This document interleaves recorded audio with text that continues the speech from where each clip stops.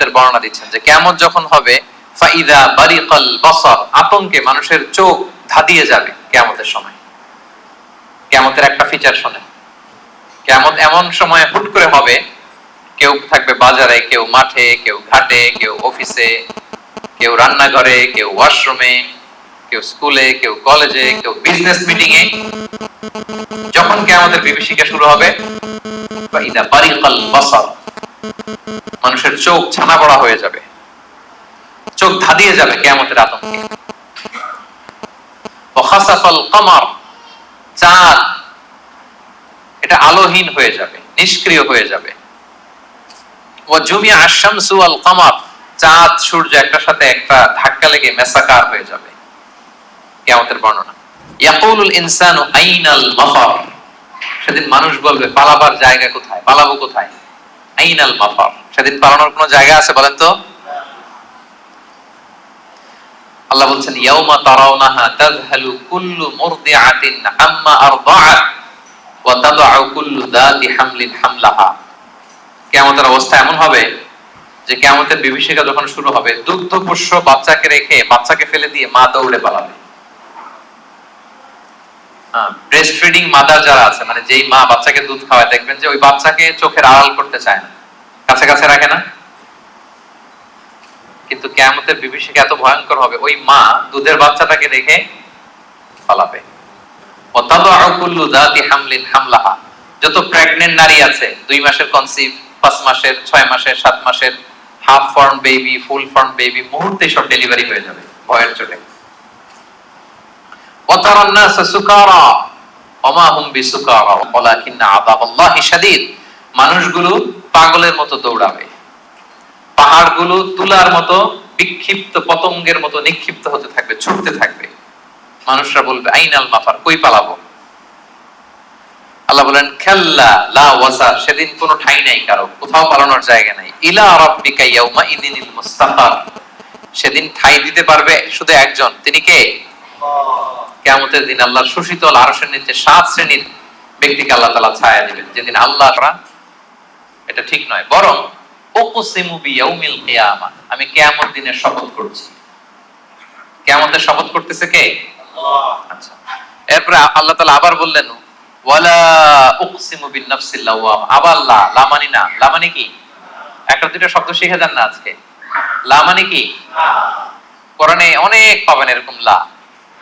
এই লা শব্দের অর্থ হচ্ছে আল্লাহ বলেন না, তোমরা যে ভ্রান্ত বিশ্বাসে আছো এটা ঠিক না, লা, বরং উকসিমু বিন নাফসিল লাওয়ামা, মানুষের যে নাফস মানুষকে তিরস্কার করে, আমি সেই নাফসের শপথ করছি। তাহলে দুইটা জিনিসের শপথ করলেন, এক হচ্ছে কিয়ামত দিবসের শপথ। কিসের শপথ? 2 হচ্ছে নাফসে লাওয়ামার শপথ, মানে যে নাফস মানুষ খারাপ কাজ করলে তিরস্কার করে। এই দুইটা শপথ করে এরপর একটা কথা বলবেন, গুরুত্বপূর্ণ কথা। আচ্ছা, ওই কথায় যাওয়ার আগে নাফসে লাওয়ামাটা কি এটা আমি আগে বলি। আমাদের যে নাফস, মানে আমাদের ভেতরে যে নাফস দিয়েছেন আল্লাহ তাআলা, এটা 3টা ক্যাটাগরি হতে পারে। একটা হচ্ছে নাফস আম্মারা, একটা হচ্ছে নাফস লাওয়ামা, যে লাওয়ামার কথা এই আয়াতে বললাম, আরেকটা হচ্ছে নাফস মুতমাইন্না। তিনটার কথাই কোরআনে আছে। একটা হচ্ছে নাফস আম্মারা, ইন্নান নাফসা লাআম্মারাতুম বিসু ইল্লা মা রাহিমা রাব্বি। এই নাফসের ইন্সপিরেশন হচ্ছে শুধু খারাপ দিকে, মানুষকে খারাপ কাজে ইন্সপিরেশন করে, খারাপ দিকে হাতছানি দেয়। আরেকটা হচ্ছে এইটা নাফস লাওয়ামা, এ ভালোর কথাও বলে আবার খারাপের কথাও বলে, আবার খারাপ কাজ করলে তাকে তিরস্কারও করে, এটা থাকে মিডলে। আরেকটা হচ্ছে নাফসে মুতমাইন্না, প্রশান্ত আত্মা, যারা জান্নাতি, তারা যখন ইন্তেকাল করবে তখন ফেরেশতারা এসে বলবে ইয়া আইয়াতুহান নাফসুল মুতমাইন্না ইরজিই ইলা রাব্বিকি রাদিয়াতান মারদিয়া ফাদখুলি ফি ইবাদি ওয়াদখুলি জান্নাতি, মানে হে প্রশান্ত আত্মা, বের হয়ে আসো, বের হয়ে আসো আল্লাহর সন্তুষ্টির দিকে। তুমিও আল্লাহর প্রতি সন্তুষ্ট, তোমার রবও তোমার প্রতি সন্তুষ্ট, আল্লাহর জান্নাতে প্রবেশ করো, আমার বান্দাদের মধ্যে প্রবেশ করো, আমার জান্নাতে প্রবেশ করো। আল্লাহ তাআলা ফেরেশতাদের মাধ্যমে এই ঘোষণাটা দিবেন। মানুষের মৃত্যুর সময় 2টা অবস্থা হয়। যারা জাহান্নামী হয় তাদের রূপ নেয়ার জন্য একদল ফেরেশতা আসে, বিকট শব্দ করতে করতে, ভয়ঙ্কর তাদের চেহারা, ভয়ঙ্কর দুর্গন্ধ, তাদেরকে দেখলেই মানুষ ভয় পায়, ত্রাসে কাঁপতে থাকে। তারা এসে ধমক দিয়ে আত্মাটাকে বলতে থাকে যে, হে পাপাত্মা, আল্লাহর ক্রোধ, রাগ আর জাহান্নামের দিকে বের হয়ে আয়। তখন এই আত্মাটা বেরোতে চায় না, কাফেরদের আত্মা ছোটাছুটি করে, অস্থির হয়ে এদিক সেদিক, জোর করে আত্মাটাকে তারা নিয়ে যায়, নিয়ে সিজ্জিনে রাখে।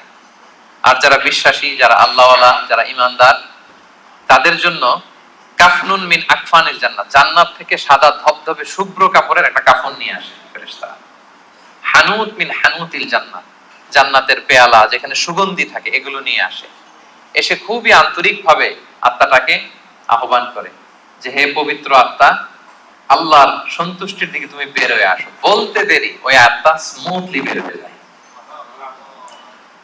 প্রিয় বন্ধুরা, এই দিনটার মুখোমুখি কিন্তু আমরা হতে যাচ্ছি। কি বলেন? একদিন আমাদের দেহ থেকেও তো আমাদের এই আত্মা বের হবে। আমরা যেন ওই শ্রেণীর অন্তর্ভুক্ত হতে পারি যাদের জন্য জান্নাত থেকে শুভ্র কাপড় আনা হবে। আল্লাহুম্মা আমিন। স্মুথলি বের হয়ে আসে।